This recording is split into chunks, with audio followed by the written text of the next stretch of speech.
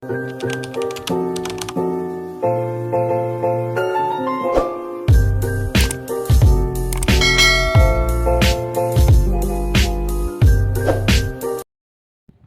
everyone! Update tayo sa naganap na awards night kagabi sa Ceremonial Hall ng Marriott Grand Ballroom, Pasay City, na kung saan ay nominado nga si Julia Montes para sa Best Actress.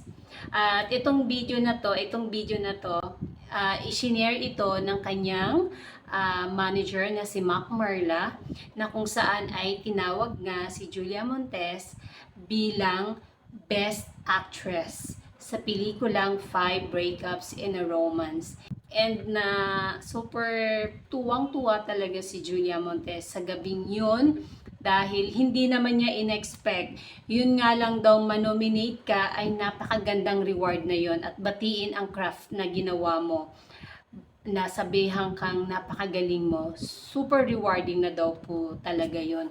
At ngayon nga ay nakuha niya ang Best Actress, para mas lalo siyang natuwa at looking forward pa siya na magkaroon pa ng mga projects para daw ma-share niya kung ano ang meron pa siyang i-share. At isa pa nga sa sinabi niya na aabangan this year yung pagsasamahan nila ni megastar Sharon Cuneta na teleserye, at meron din daw silang surprise na project kasama ang Coco Martin.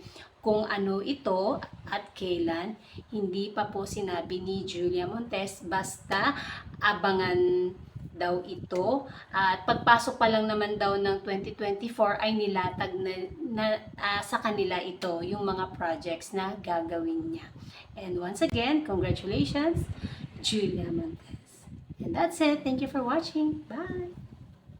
Thanks for watching. Subscribe and like. Don't forget to comment down below.